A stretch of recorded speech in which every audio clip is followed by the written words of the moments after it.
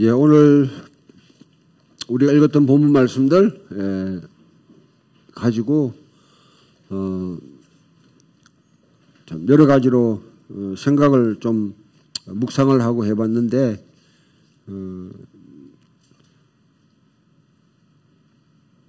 제목이 잘 잡히지 않더라고요. 주제를 뭐로 잡아야 될지. 저는 하나님을 경외하는 자, 진정으로 하나님을 경외하는 자는 어떤 사람일까 하는 그런 측면에서 본문을 그렇게 읽었습니다.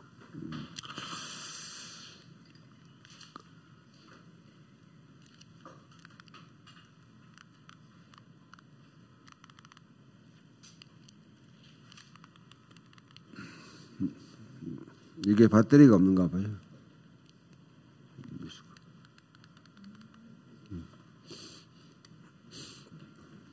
예, 그냥 하겠습니다. 예. 예레미야는 내려주세요. 예, 예레미야는 사실 참 나라가 망할 위기에 위기가 아니라 자기가 몸담고 있는 나라가 망하는 멸망을 당하는 그 위기 속에서 그 상황 속에 예언을 하는 참 그래서 눈물의 선지자라 그렇게 합니다. 자기 개인의 어떤 아픔이나 상처 때문에 통곡하고 하는 것이 아니라 정말 그 자기 민족을 자기 가슴에 품고 눈물로서 참 기도했던, 때로는 행동으로 벌거벗은 모습으로 보이기도 하고, 때로는 심지어 토지 문서를 갖다가 이렇게 팔면서 그런 행동으로 보여주는 그런 예언을 통해서 유다 민족이 주께 돌아오기를 눈물로 호소하고 기도했던 그런 예언자입니다. 2장 이 초반에 여기 있는 내용은 사실 남쪽 유다가 아니라 북쪽 이스라엘이 왜 멸망당했는가. 이미 예레미야가 이 예언할 당시에는 북쪽 이스라엘은 멸망을 당했습니다. 왜 북쪽 이스라엘이 멸망당했는가. 하나님의 이름으로 일컬음 받는 백성이고 하나님의 아브라함의 후손으로 하나님이 그동안 참 키워왔던 열지파입니다. 비록 남북으로 갈려져 있다 할지라도 그래도 북쪽은 하나님의 백성들이었어요. 왜 멸망당했냐. 이 예레미야의 진단은 아주 간단합니다. 너희가 너희의 정체성을 형성하는 아주 중요한 사건을 잊어버렸다. 이걸 흔히 말해서 토대 이야기라 그렇게 합니다. 파운데이셔널 스토리라 그렇게 합니다. 어느 가정이든지 어느 민족이든지 어느 집단이든지 그 집단이 형성될 때 이야기가 있어요. 풍경 있는 교회도 풍경 있는 교회가 맨 처음에 세워질 때 그 이야기가 있습니다. 그 이야기를 잊어버렸다는 거예요. 그때 하나님이 어떻게 너희 가운데 행했는지, 그거는 여기 남쪽 북쪽 유다 백성에게는 출애굽 사건입니다. 애굽에서 종살이하든 애굽에서 노예살이하든 너희를 어떻게 이끌어내가지고 광야로 인도하셨고 약속된 땅에 너희들을 정주하게 하셨는가.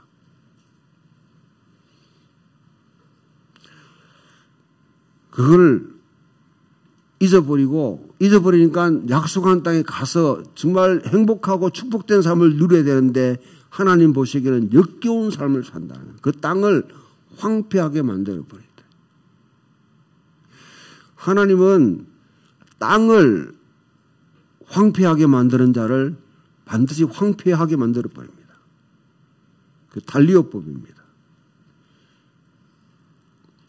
시편 요한계시록 11장에 보게 되면 하나님이 온 백성을 심판하실 때 아주 정확한 하나의 잣대가 있는데 땅이라는 것은 하나님이 창조한 세계를 대변하는 겁니다.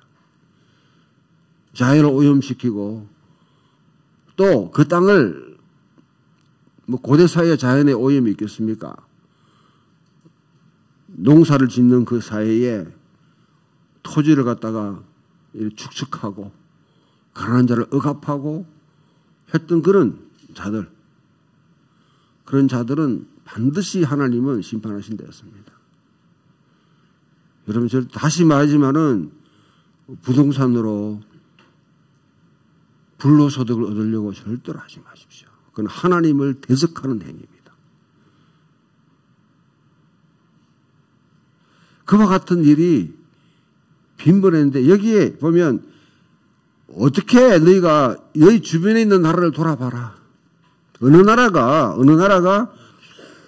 자신의 신들을 신이 아닌 것과 바꾼 민족이 어디 있느냐. 주변에 이집트도 있고 바벨론도 있고 아시리아도 있고 뭐 주변에 에돔이라든지 이런 수많은 나라들이 다 있었는데 그 어떤 나라도 자기들이 숭배하는 그 신을 끝까지 그렇게 숭배하고 붙들고 있었는데 북쪽 이스라엘은 주변에 있는 이 모든 신들은 다 형상이 있었어요. 또 잘 되거든. 그러니까 야훼 하나님을 그 신들과 바꿔버렸다. 신을 버렸다. 로마서나 성경이 분명히 하는 말이 있습니다. 여러분 이거 잘 들으세요. 우상을 숭배하는 사람은 반드시 우상을 닮게 되어 있습니다.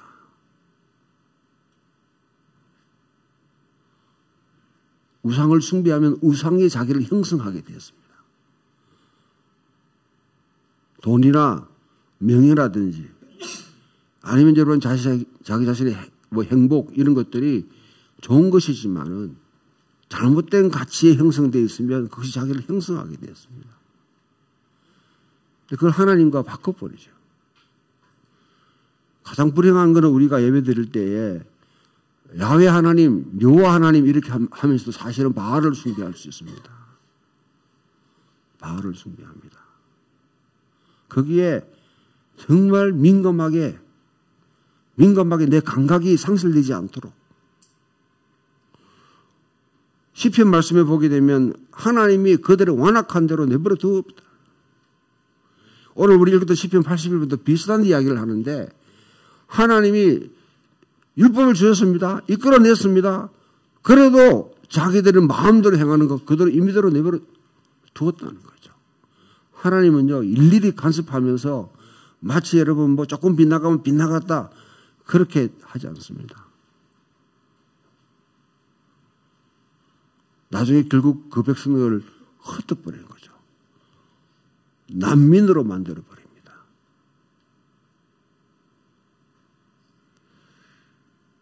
우리가 그런 처지에 절대로 빠지지 않도록 이 사람들의 특징은 오늘 읽어보면 두 가지 악을 행하는데 한 개는 생수의 근원이 되시는 하나님을 버린 것과 생수의 근원이 되신 하나님을 버린 것과 또한 웅덩이를 팠는데 그 웅덩이는 물을 가두지 못할 터진 웅덩이라 헛발질했다는 거죠. 헛발질했다. 이 두 가지 악을 행하였다.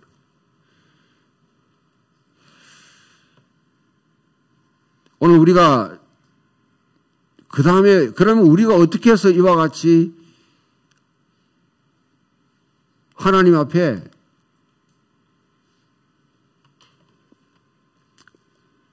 참 온전하게 뭐 우리가 완벽하게는 될 수 없잖아요. 그럼에도 불구하고 하나님을 경외하는 자로 설 수 있는가?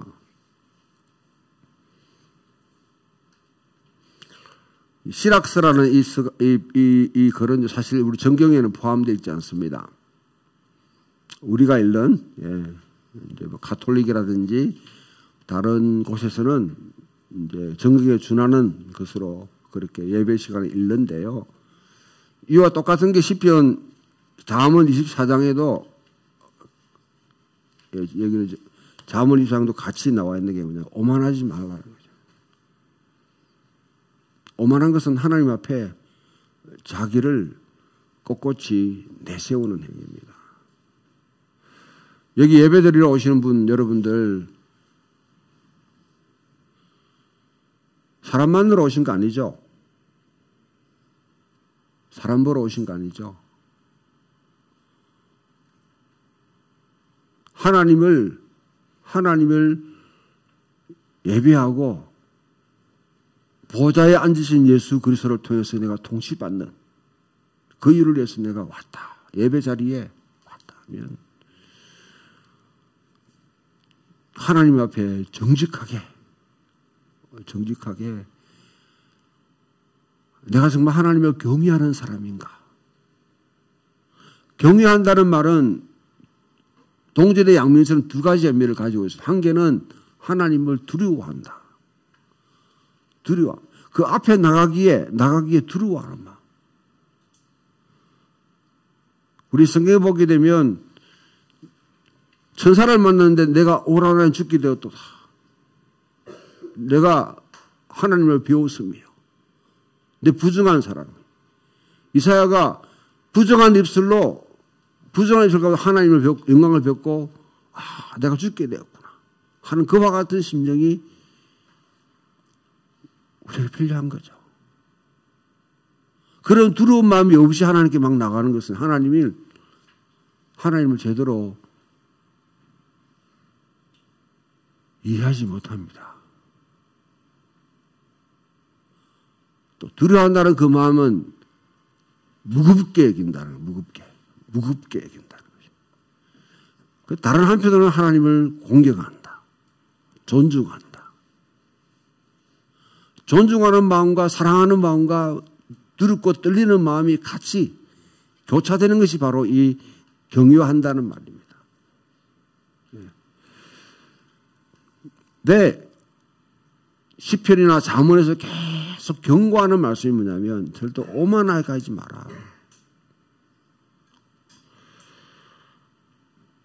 저도 목회를 이렇게 거의 이제 35년 이상 지났어요.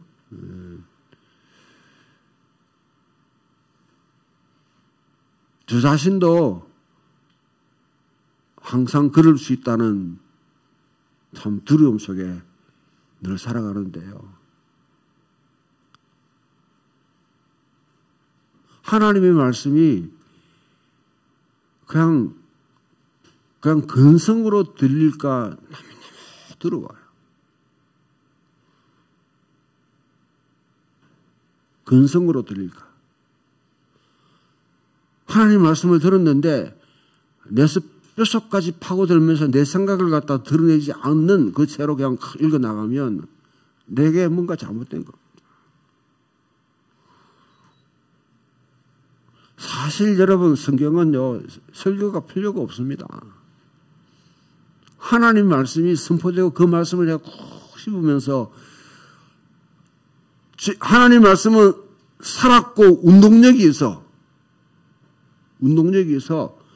내 이 피부와 내 겉옷을 다 찢고 내 피부를 벗겨내고 뼈를 박살내고 결국 내 안에 있는 이 생각을 드러내는 이 능력이 우리 속에 있습니다. 이 말씀에 있습니다.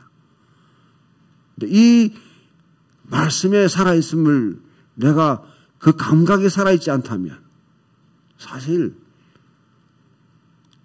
하나님 말씀이 죽은 것이 아니라 내가 죽은 거예요. 절대로 그런 상태에 빠지지 않도록 성경에서 계속 믿는 사람, 먼저 믿은 사람들에 경고하는 메시지가 있습니다. 일관적에 계속 경고하는 말씀입니다. 귀 있는 자는 성령이 교회들에게 하시는 말씀을 들을지어다. 하나님께서 내게 강력하게 경고하시는 그 말씀이 때로는 속삭임으로 막 말씀하실 때도 있지만은 그 포인트를 놓치면 안 되지만 그러나 이미 기록된 이 말씀을 그 아주 그냥 예, 근데 다 아는데 뭐 별거 있나 뭐. 이 근성으로 넘어가면 결국 자기가 내 심령이 지금 강팍해졌구나. 강팍했다는 말은 간경화증 걸렸다는 말과 똑같습니다. 간경화증. 기 있는 자는 들을지어다. 기 있는 자는 들을지어다. 이 경고를 여러분들이 항상 여러분 염두에 두시기를 바랍니다. 예, 바랍니다. 그 시편 말씀과 잠언 말씀은 오만하지 마라. 오만하는 사람은 시편 1편 말씀 악인을 따라 걸어가고 죄인의 자리에 쓰고 결국 오만한 자의 자리에 앉아가지고 하나님을 반역할, 하나님을 대적할 생각을 꾸미기 시작하는 것이죠. 그러면 오만하다는 게 어떻게 드러나느냐? 딱 드러나는 게 있습니다. 첫 번째, 누가복음 말씀에서 우리에게 가르쳐 주는 게 있어요. 누가복음 말씀에서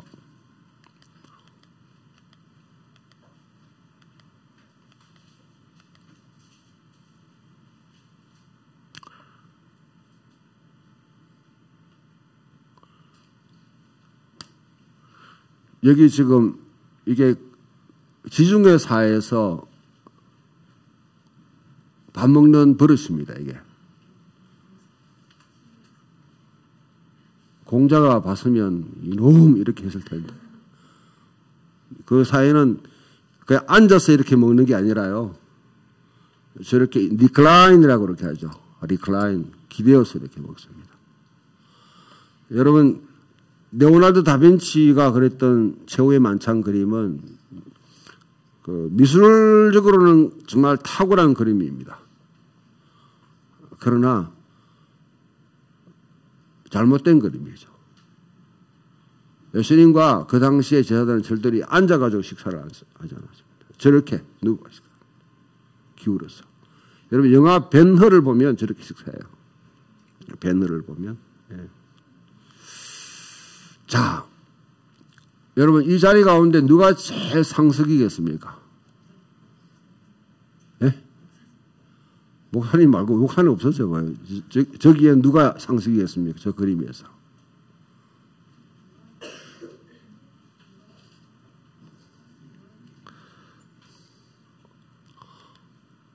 이게 고대 폼페이에 지금 그걸 지금 재복원을 시키는 고대 사이에, 예.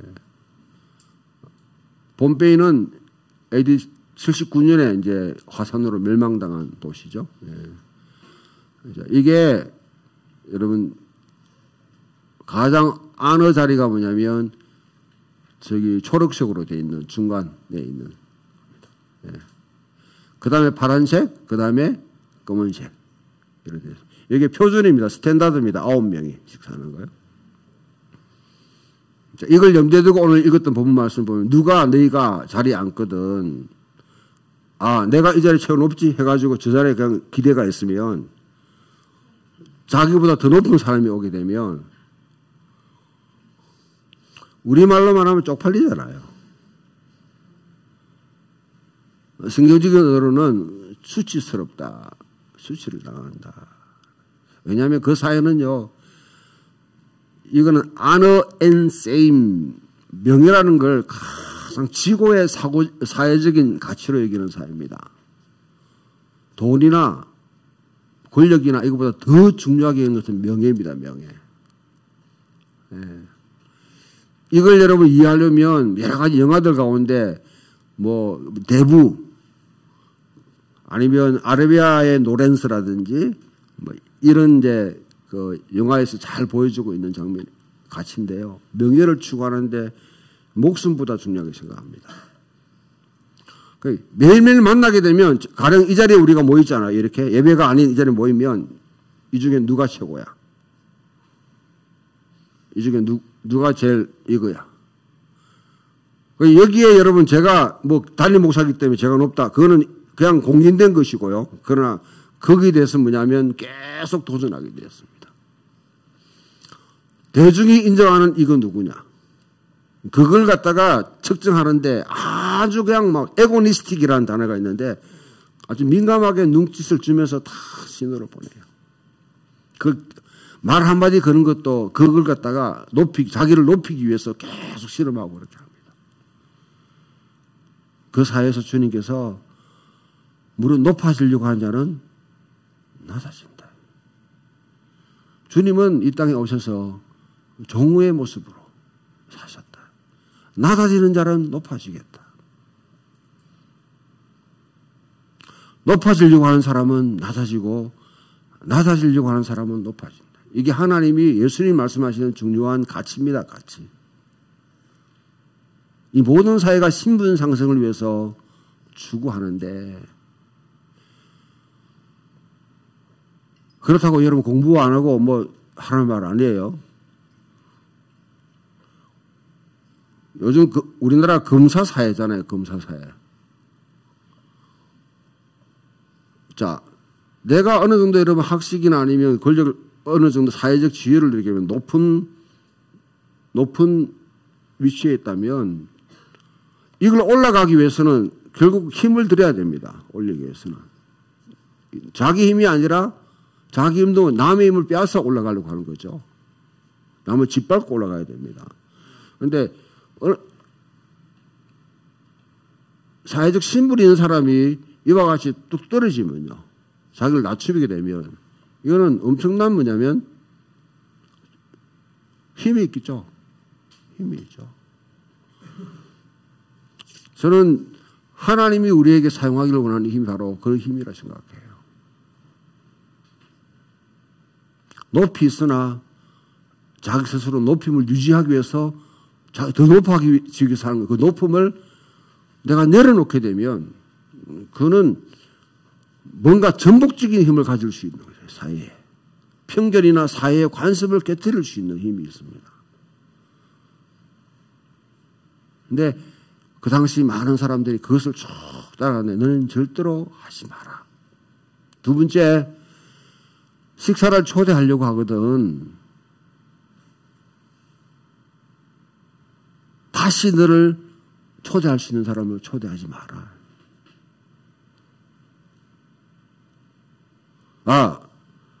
우리 이제 선희 형제가 저를 초대했어요. 그 사이에서는 초대했으면 나도 초대해야 돼요. 그러면 주고받고 하는 거죠. 주고받고 하게 되면, 둘이가 주고받고 하게 되면 어떻게 돼요? 우리 사이의 울타리가 계속 높아지게 됩니다. 우정이 높아지겠죠. 다른 사람이 끼어들 여지가 없어집니다. 자기 집단 내에서 그와 같이 우리끼리 주고주고 받으면요. 우리끼리 뭐냐면 울타리가 높아져요. 다른 사람이 개입할 수 있는 여지가 없어집니다. 그럼 배제하게 되는 거죠. 오늘 많은 그리스도인들의 교제에서 이런 현상이 일어납니다. 자기들끼리 잘 먹고 커피 마시고 잘해요. 그런데 그 모임에 외부의 사람이 들어올 수 있는 여지가 있는지. 저는 우리 풍경 있는 교회가 이 점에 대해서는 조금 굉장히 좀 위험한 상황이 있다 저는 생각합니다. 외부인들이 왔을 때, 처음 왔을 때 다른 사람들이 잘 적응할 수 있는 교회일까? 그 점에 대해서 조금 하여튼 저도 목회적으로 상당히 좀 어려움을 좀 힘든데요. 힘든데 이런 점에 우리가 좀 잘 지혜롭게 좀 대처할 필요가 있는 것 같아요. 그 예수님 누구를 초대하거든 너를 초대할 수 있는 저희 또래 집단을 초대하지 말고 너무 높은 사람을 초대하지 말고 반대 급부를 내게 보상을 바라고 누구를 초대하고 교제하지 말고 다시 너에게 전혀 뭐라도 돌려줄 수 없는 사람. 여기 보면 그 사이에 아무것도 가지 없는 사람들. 주변부에 밀려난 사람들. 그 힘든 사람들을 초대해서 식사를 청해라. 아마 여러분 이 이야기를 일반 사교적인 사회 이야기하면 웃기는 이야기라 생각할 거예요. 통용 안 되죠. 그런데 성경은 말하기를 의인들의 부활 시에 너에게 보상이 있겠다. 상급이 있겠다. 여기서 칭찬받고 저 집에 가니까 밥 잘해주더라. 잘 대접하더라. 이렇게 이야기 들으면 이 땅의 보상으로 끝나요. 끝. 그러나 자기를 다시 초대할 수 없는 사람들을 그와 같이 하게 되면 하늘에 나중에 의인들이 부활할 때 상급이 있겠다.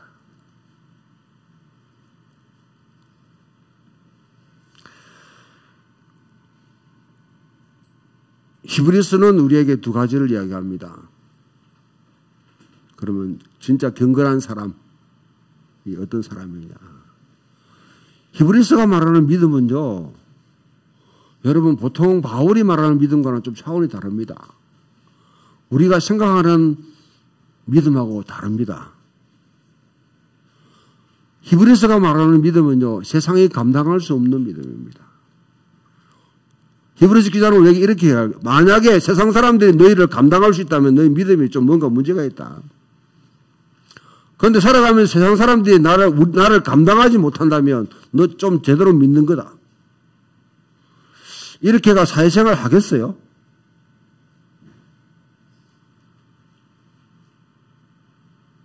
근데 저는 80년대, 90년대 들어오면서 한국 사회가 사회생활을 잘 해야 된다. 교인들은 사회생활을 잘 해야 된다. 하는 거기에 대해서 굉장히 주안점을 두며 사회와 적응하려고 융합하려고 노력을 많이 기울였습니다. 그 이전까지는 안 그랬어요. 예수 믿는 사람 뚜렷하게 표시가 났습니다. 골치 아프게 생각했습니다. 그런데 그때부터 그리스도인 정체성 자체가 희미하기 시작했어요. 그분들이 하는 말이 대부분 성공하면 더 큰 일을 할 수 있다. 성공하면 더 큰 일을 할 수 있다.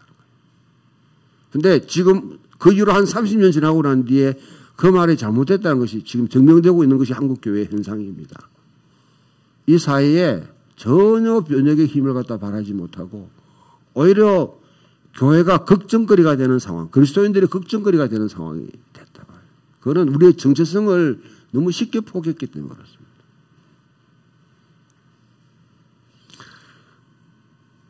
히브리서 기자는 우리에게 두 가지 제사를 첫 번째 찬미의 제사를 드리라.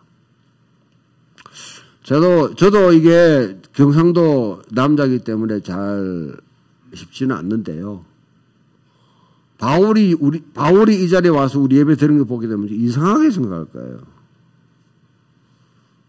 하나님을 찬양하는데 전혀 몸이 움직이지 않고 감정도 그냥 앉아가 이렇게 하는 거 보면 왜 저렇게 찬양할 수 있지? 그런 생각을 하는 거예요. 아무튼 시에 찬미의 제사를 드리라. 하나님의 입으로 고백하는 찬양이죠. 두 번째로는 선을 행하고 나눠주기를 잊지 말라. 누구한테? 다시 되돌려 줄 수 없는 사람들에게. 자신에게 보상을 해줄 수 없는 사람들에게. 그래서 손대접하기를 힘쓰라. 부지 중에 천사를 대접하는 일이 있느니라. 여기 손이라는 것은 손님은요. 아브라함의 케이스 보게 되면 아브라함이 있는데 세 천사가 지나갔죠. 그들은 한 번도 본 사람들 아닙니다. 다시 볼 사람도 아니에요. 다시 볼 사람도 아닙니다. 그를 잘 대접해라. 그 중에 부지 중에 천사를 대접한 이가 있느니라.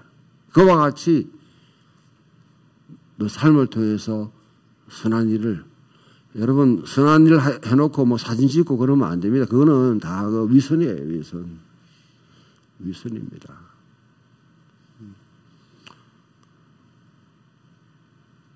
남 모르게 알리지 말고 흘러보내는 이게 결국 여러분 사회를 뭔가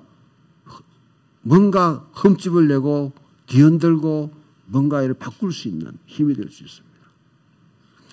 그와 같은 소중한 삶이 또 저와 여러분 속에 있기를 주님의 이름으로 축원합니다.